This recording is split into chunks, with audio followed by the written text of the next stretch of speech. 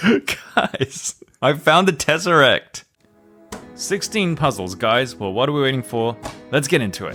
If you know anything about daily puzzles, you'll know that they love a good sale, and their Black Friday discounts are one of the biggest in the cubing world. Well, guess what? It's come early this year, starting right now, all the way through Monday the 15th. Using code TINGMAN will get you an insane 15% discount store-wide, on top of a 10% cashback on all purchases in the Daily Puzzles loyalty program. You can also choose an additional 6 free items depending on how much you spend. It's all there on the website. For example, if you got the Rubik's Connected Smart Cube, which I really like, not only is it already discounted, but you'll get $15 off with my discount code, about $10 into your loyalty program, and because you spent over $75, you get 2 free items. It's such good value.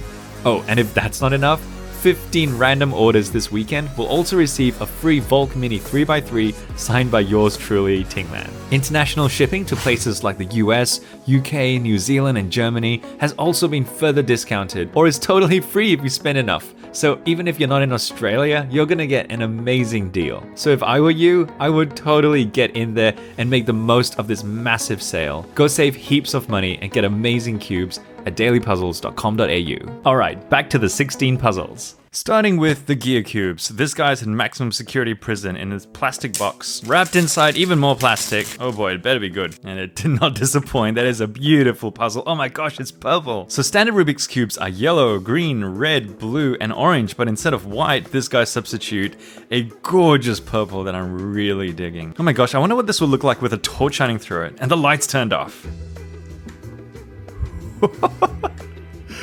Guys, I found the Tesseract. Yo, this is insane. That's the prettiest thing ever. Oh, I should turn it now. Oh my gosh. I feel like I'm about to unleash all these spirits onto the earth.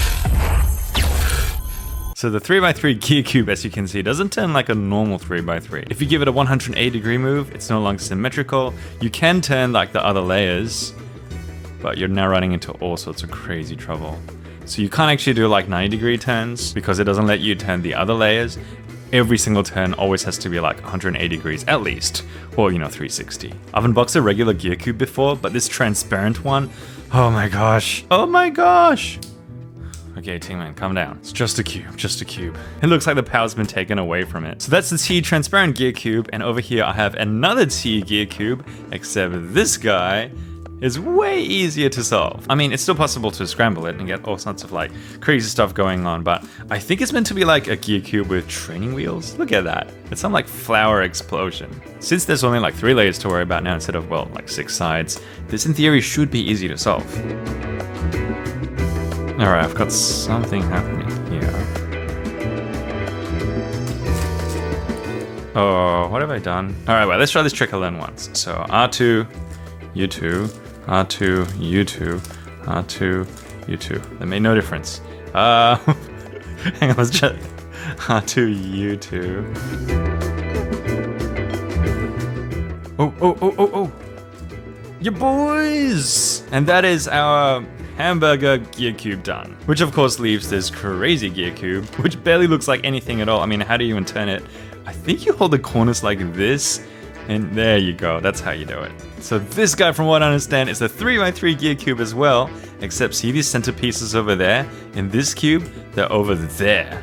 So these are the centers. Notice that when I turn them, they don't move, and then like, the gears are the ones that are sort of like, turning all around. In the same way when you turn that, these sort of like stay still, and the gears are the ones that all move around. Insanity. That means though, in theory, that if I just keep doing this, I should be able to restore it back to normal. Ta-da! Okay, I'm just gonna leave that. Gear cubes, guys. If you want to see more cube unboxings like these, just hit that little subscribe button right there, and I promise your wish will come true. Next up, 3 cubes that you're supposed to be able to solve with your eyes closed. These 2 cubes over here are made by Z-Cube. They're both called Braille cubes for some strange reason, even though, as you'll be able to see, only one of them is a true Braille cube. So all the dots on these cubes are slightly raised, as you can see. They oh so slightly protrude, just enough for your finger to be able to feel them. This bluey green guy is a lot more accurately called, I guess, a dice cube, and we've got like 1, 2, 4, 5, but then another 2, and what's going on here? I mean, like, that's a Braille symbol, but like, So close, yet so far, buddy. I mean, I suppose it's easier for like the layperson like me, who doesn't know Braille, to be able to feel, oh yeah, that's 5 and 1, stuff like that. But it's like, hard to know who this is actually for. This one is a true Braille cube. Now, I'm no expert in Braille, but I do know that every symbol is shown in this sort of like 2x3 grid. And so you can see here that on every single side, every single piece is actually 2 symbols. And the first one's all the same. This is sort of like backwards L shape. Over there, over there, over there. And that's actually the symbol for hex, or hashtag we might call it today. And it's the second symbol that's different. And here's where, if you know Braille, you might recognize what they are. We've got 1 dot, 2, and then 2 going across, and 3 that way. These are the letters of the alphabet in order. So that's actually the hex symbol A, B, C, D, and then we've got E over here, and finally F. So this is a true Braille cube, like this is proper stuff. My fingers are nowhere close enough to having the sensitivity to be able to read this quickly. So, I mean, I can practice and get better at them, but I guess the blind cube that I'm after is this. So this is YJ's blind cube. Why are these boxes so easy to tear? So YJ calls this their blind cube, and you can see why. Every single side is really quite different to the other. So this side's totally flat, really easy to feel. This side is round, we've got like little hemispheres there. This side is square. It's not actually just a flat square, it's a bit of a like gem-ish quality to it. And then we've got this cute little love heart over there. Ooh, wow. The hearts are all facing the middle. That's sort of cool. And then we've got this star, 5-pointed star. That's also quite easy to feel. And then this one. This is the only one that's got like all those bumps all around. And this cube is a pleasure to solve. It's really, really fun. It actually works pretty well as like a regular speed cube. But yeah, with my non-sensitive fingers, you know, this is what I'm going to be like blind solving with. I actually made a video where I versed my daughter using this cube. So you can check that video after this one. So yeah, those are our 3 cubes that you can solve with your eyes closed. I should actually say this is different from like blind solving at competitions. You have to use a normal 3x3 for that, and a lot of brain power. Okay, next, introducing our pyramid-y shaped cubes. Oops. I get a lot of flack in my videos for calling these cubes when they're clearly not cube shaped. But I mean, look! It says it! Yes, I know the Rubik's Cube is the cube, but these days cube just sort of is this generic term that just means like any twisty puzzle. So this is the PYRAMINX Duo, so named because when you turn this part, that part moves as well. Look, I don't know guys, I don't name these things. For reference, this is a normal PYRAMINX, and I mean, I suppose it turns like similarly, but like, I don't know, they're pretty different. I will say though that the PYRAMINX Duo is very, very easy to solve. Ooh, a pattern. You know what? I'm actually gonna leave it like that. This feels like some ancient artifact. I really want to press the red button. On this side, we have a puzzle I've actually never ever touched before, so I'm pretty excited about it. It's this guy. I know what you're thinking. That's just a regular PYRAMINX, right? Well, no, look. PYRAMINXs don't have centers. Every single piece here can move to another side, whereas this guy over here, see? You've got that centerpiece that sort of tells you like, you know, this has to be the blue side. So the JING'S PYRAMINX is sort of like a 2x2 PYRAMINX. When I recently did that Calvin's Puzzles unboxing, I opened this guy. That just looks so wrong. But this is actually like the big brother of this guy here. This is, you know, there's something like 3 across here. And this one has, I don't know, a lot more. But it turns in a very similar way. You know, those sort of outer layers. Ugh, freaky. Okay, let's get rid of it. And finally, the PYRAMORPHIX. Now, I know what you might be thinking, this guy has shown up in my previous videos as well, but I have never ever solved this thing. Like, it's always been this mystery to me because, I mean, look at that, it's like a bow tie. And like, it just makes like the most bizarre shapes that don't make any sense. Like, what is this? Like a rocket ship. It's like a top. Now, to be honest, it's because the first time I tried it, I think I gave up after like 2 minutes and was like, I'm never gonna be able to solve this. And then I recently watched this video by Colorful Pockets, where I found out that it's essentially a 2x2. This guy is this guy, really. Okay, I'll prove it to you. 2x2 is 8 pieces, right? 1, 2, 3, 4. 1, 2, 3, 4, right? 8 pieces. Guess what? 8 pieces in this one as well. 1, 2, 3, 4. And then on the bottom, 1, 2, 3, 4. In fact, if you hold it this way, right there, you can see it's that. See? See? It's all coming together. So ladies and gents, for the first time on camera, IIXIXI man, I'm gonna solve this puzzle. Okay, colorful pocket set. First thing is to find something like this that's already together. Like that, that's all good. And then I'm going to attach another one to it, which means I now have like 3 pieces of my bottom layer. And then I just want to stick the last blue piece in here. It's already there. So I think I can cycle that through, just doing like repeated sexy moves. And that should put it in. Hey, voila, nice. So believe it or not, that's one layer. Like that's all 4 pieces of one layer. So now I just need to get the top done. This piece and my top layer are coincidentally in place, which means I just need to swap these 2 pieces around, which I can do by holding it this way and doing a T-perm. So a T-perm on the 2x2 will just swap these 2 pieces around like that. Ta-da! So let's do that here. Hold it. Wait, how do I hold it? This way. Yep. And do a T-perm.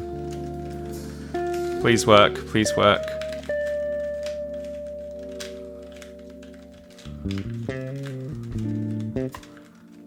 Magic. Okay, he said this might happen, so now this is just like one algorithm.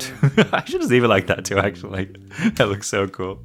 You'd see this and you'd just be like, oh yeah, let's just twist it. And then you realize, wait, what? You can't even twist this single piece. So apparently this can happen because this is a piece as well. And if this piece was twisted, you can't tell because, you know, it still looks like it's correct. So you do something like this, R prime D, R, E, R prime, D, D, and then once you fix that, you do a U and you do it again. Hey! PYRAMORPHIX mastered! Take that, son! And those are the pyramid shape puzzles! Next are these 2 guys, and well, so this is a square 1.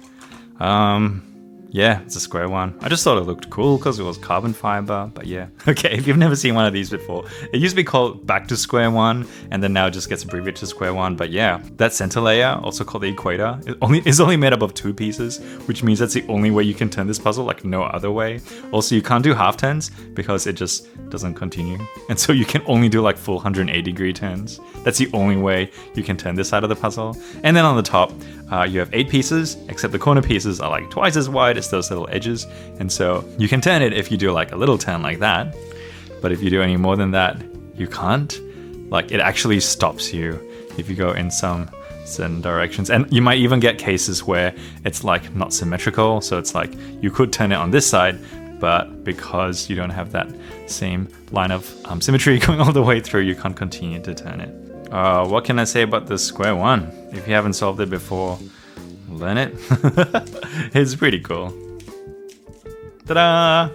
But this guy I have not tried before. And at first glance, I don't see what's so hard about it because, I mean, if you just like solve all the colors correctly, want to just go straight back to this. The thing though is that for a regular 3x3, when you finish solving it, it doesn't actually matter if like the green piece is facing this way or that way. You know, if like the logo is this way or that way or that way, it's still solved. Whereas for this guy, if this sort of like right angle thing there is going like that, that will be totally wrong. Let me just speed solve this and see how bad the damage is at the end.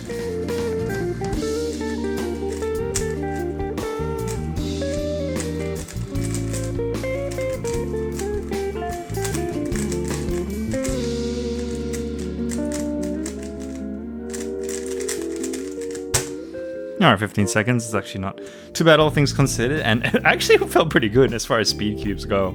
Not magnetized or anything, so okay, green is right, orange is totally wrong, blue is wrong, red is wrong, yellow is wrong, white is, wow, okay. Yeah, that's not great. Okay, so there's a few ways to fix this. One way that I know is that doing the J-perm or T-perm twice will actually rotate this, I think, 180 degrees. So J-perm once, J-perm again, ta-da! And that rotates at 180 degrees. This one's a little bit trickier because it only needs to go by 90 degrees. Oh, wait, I think if you do like the IIXII, it might actually do it. Hey, there you go. Okay, so that fixed that. And I think it only does it to the right. Okay, that means that if I now do it on this side, I should be able to turn that guy. Okay, let's try. That's not what I wanted. And I got a Z-perm. 1 minute, 37 seconds later. Yo, yes. No. No. Nothing to see here, boys. Yep, hey, nope, solved it. Fair and square. Okay, next. And now I've got 2 strange looking puzzles. Okay, they're not that unusual. This guy is a Minx puzzle, as you might be able to tell. It is a dodecahedron, just like the MEGAMINX, which gives it its Minx name. Why do we use the word Minx for dodecahedrons? Oh well. But instead of turning this way, this guy turns this way. Just like the Ready Cube or the Ready Barrel. It's actually a pretty fun cube to do.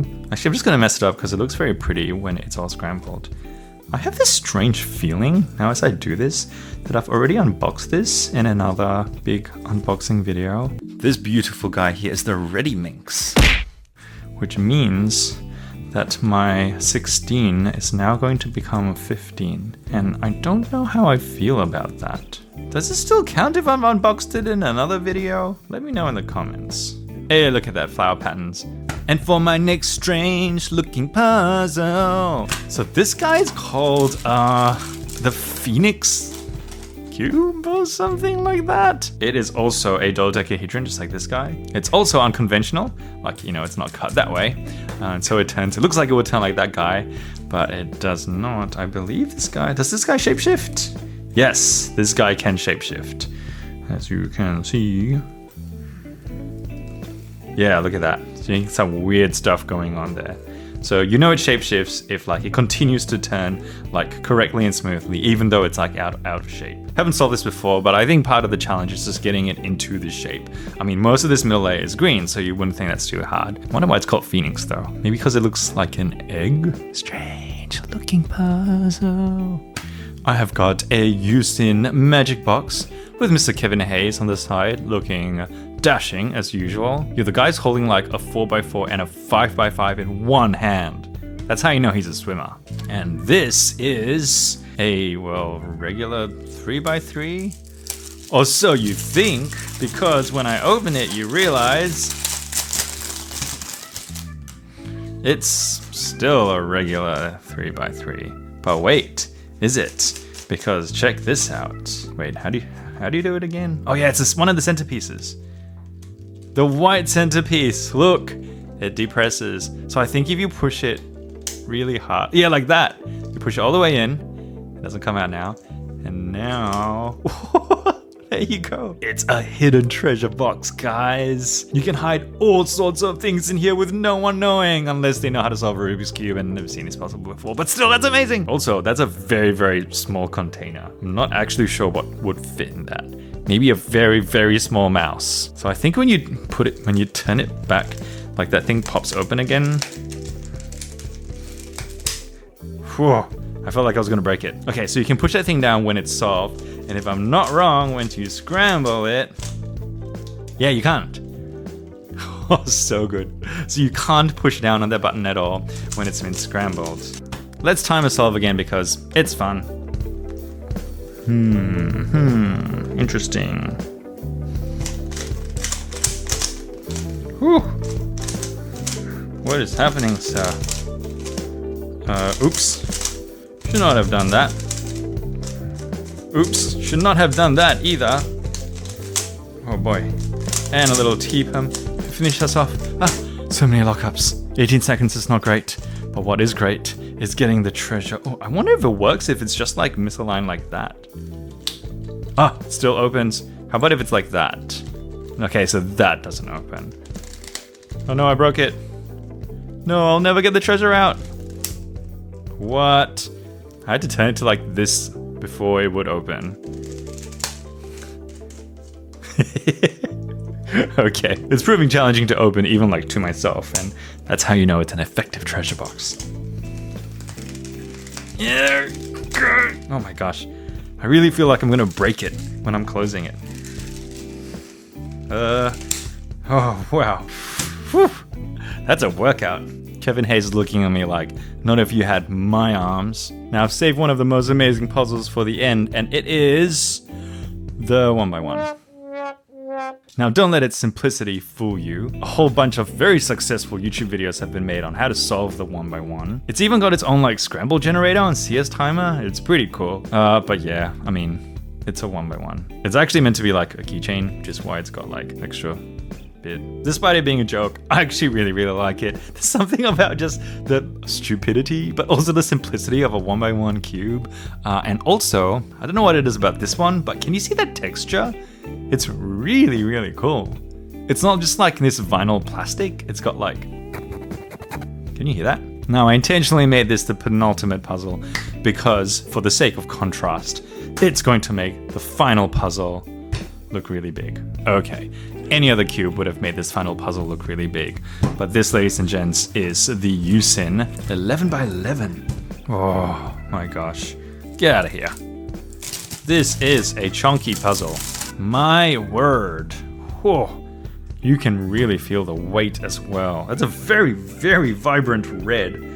I'm actually really digging the colors. They're all very different from each other. Really appreciating how sort of like neon bright this orange side is and how different it is from the red. It means, you know, if you're looking for pieces, like the contrast is very clear, which is one of the hardest things about solving big cubes. It just takes really long spotting pieces. Now, some context is needed at this point. This is the MFJS Meilong, a big puzzle, and I'll save you from counting. It's also an 11x11, but check out the size difference. I mean, yo, what's going on there? And the weight, I mean, there's a difference there too. It could be that maybe this guy's smoother to turn, but I mean, probably equal smoothness. I haven't broken this cube in yet with a solve or anything, so, you know, it's still a little bit clunky. They get better with use, but I don't know, just the fact that it's so big, like I almost need to like put it down to be able to like turn it, whereas this guy, I can quite easily hold it in my hands and just like turn it that way. And it's not like YUXIN isn't capable of making smaller cubes. I mean, this is their 13x13, which they also released quite recently.